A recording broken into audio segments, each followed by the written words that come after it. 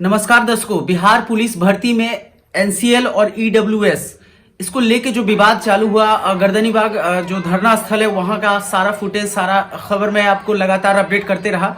आज चयन परिषद के द्वारा जो एक विज्ञप्ति जारी की गई, एक लेटर जारी किया गया, उसमें क्या कुछ हो सकता है। हमारे साथ पूर्व आईपीएस अधिकारी अमिताभ दास जी जुड़ रहे हैं, उनसे हम जानेंगे सारी बात। सर स्वागत है जी, धन्यवाद आपका।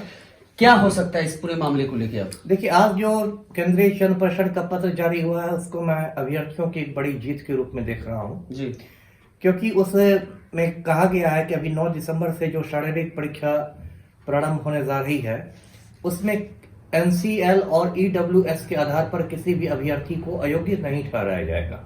जी, जैसे पहले मैं दर्शकों को बता दूं, पहले ये जो आंदोलन हो रहा था गर्दनीबाग में, ये आंदोलन इसलिए हो रहा था क्योंकि चयन परिषद ने कहा था कि अभ्यर्थियों को जो एनसीएल और ईडब्ल्यूएस का प्रमाण पत्र देना है वो जुलाई 2023 के पहले का होना चाहिए जी, और जो लड़के लड़कियां हैं उसमें 80% लड़के लड़कियों के पास वो नहीं था।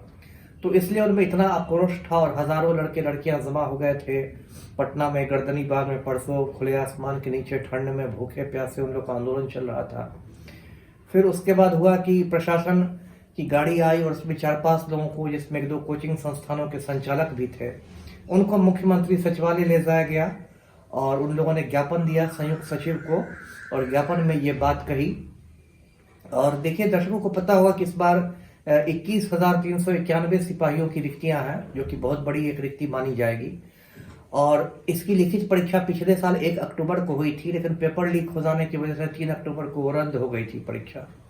और इसकी पुनर्परीक्षा इस साल अगस्त में हुई और 14 नवंबर को लिखित परीक्षा का रिजल्ट आया है। और इसमें लगभग 12 लाख लड़के लड़कियों ने परीक्षा दी थी, जिसमें 1,07,000 लड़के लड़कियां चयनित हुए हैं, मतलब लिखित परीक्षा में। अब शारीरिक परीक्षा होगी जो 9 तारीख से शुरू होगी, तो उसमें जो एनसीएल और ईडब्ल्यूएस में समझा दूं ये क्या मामला है। एनसीएल का मतलब है नॉन क्रीमी लेयर, जो ओबीसी के अभ्यर्थी रहते हैं पिछड़ी जातियों के, तो उनको एक प्रमाण पत्र देना पड़ता है कि हम क्रीमी लेयर के नहीं हैं, जिससे कि उनको आरक्षण का लाभ मिल सके। उसी तरह ईडब्ल्यूएस जो है इकोनॉमिकली वीकर सेक्शन, जो अगड़ी जातियां होती हैं, उनके लड़के लड़कियां यदि 10% आरक्षण क्लेम करना चाहते हैं तो उनको ईडब्ल्यूएस का प्रमाण पत्र देना पड़ता है। तो बीच में ये जो मतलब एक शगुफा छोड़ दिया था चयन परिषद ने कि नहीं जुलाई 2023 के पहले का ही मान्य होगा, तो उसको बहुत बड़ा खतरा था कि इसमें तो 80% लड़के लड़कियां अयोग्य हो जाते। तो इसको लेकर आंदोलन हुआ और एक तरह से आज चयन परिषद का लेटर मैंने देखा भी सोशल मीडिया पर वायरल है। उसमें कहा गया कि हमने सामान्य प्रशासन विभाग से मार्गदर्शन मांगा है इस बिंदु पर, लेकिन जब तक मार्गदर्शन नहीं मिलता तब तक सभी लोग शारीरिक परीक्षा में शामिल हो सकते हैं। तो इसको अब मार्गदर्शन को मिला ही हुआ समझिए, वो एक औपचारिकता बस है। तो एक बड़ी जीत हुई है और इस जीत के पीछे कहीं ना कहीं मतलब एक मुझे राजनीतिक कारण लग रहा है कि पलटू राम को लगने लगा कि 11 महीने बाद ही बिहार में आम चुनाव है और उन चुनावों के पहले युवा वर्ग को इतना ज़्यादा नाराज नहीं किया जा सकता है, क्योंकि ये जो युवा है बेरोजगार तो हैं ही, लेकिन साथ ही साथ मतदाता भी हैं और सबके साथ एक पूरा परिवार आता है। यदि एक अभ्यर्थी रहता है तो उसके पीछे एक पूरा परिवार रहता है, उसके माता पिता, भाई बहन, नाना दादा सब लोग रहते हैं। और चुनावों के पहले यदि एक युवा वर्ग को इतनी बड़ी संख्या में नाराज कर दिया जाता तो कहीं ना कहीं पलटू राम को चुनाव में नुकसान होने का अंदेशा था। मुझे लगता है यही सोच के सरकार ने मतलब अपना फैसला बदला है चयन परिषद के माध्यम से। जी, दर्शकों जान ले कि एक बड़ी जीत हुई है, खुशी की बात है सर ने जैसे बताया, लेकिन सबसे बड़ी बात है कि इतना बड़ा चयन परिषद, उसमें बहुत तरह के आला अधिकारी, बहुत सारे गण्यमान्य व्यक्ति, पढ़े लिखे व्यक्ति, स्कॉलर्स होते हैं। इस तरह की छोटी मोटी चीजों को लेके अगर जो हमारे देश के युवा हैं, भविष्य है, उनको इस तरह से हर बार मैं देखता हूं कि सड़कों पे उतरना पड़ता है, पेपर लीक हो जाता है, इस तरह के मामले पे अंकुश सर कैसे लगाया जाए? ये तो जीत है, लेकिन सर फिजिकल का मतलब फिजिकल का जो तैयारी है वो छोड़ के बच्चे बैठे हुए थे भूखे प्यासे, तो उनके मानसिक स्थिति पे कहीं ना कहीं दबाव पड़ता है ना सर?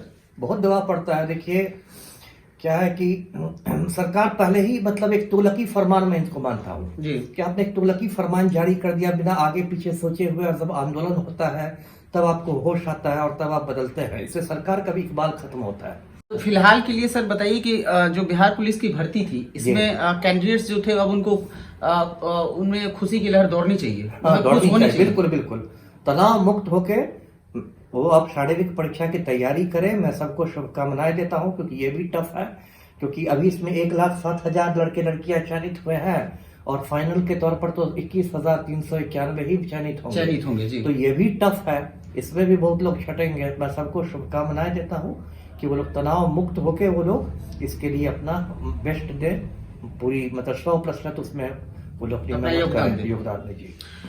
तो ये थे हमारे साथ पूर्व आईपीएस अधिकारी अमिताभ दास जी। आपने सुना कि जो बिहार पुलिस भर्ती में जाने वाले कैंडिडेट्स हैं, अब वो तनाव मुक्त होकर अपना तैयारी करें, चूंकि 1,07,000 के करीब हैं अभी कैंडिडेट्स, और जो सीट है वो 21,000 के तकरीबन है, ऊपर नीचे आंकड़ा थोड़ा बहुत हो सकता है।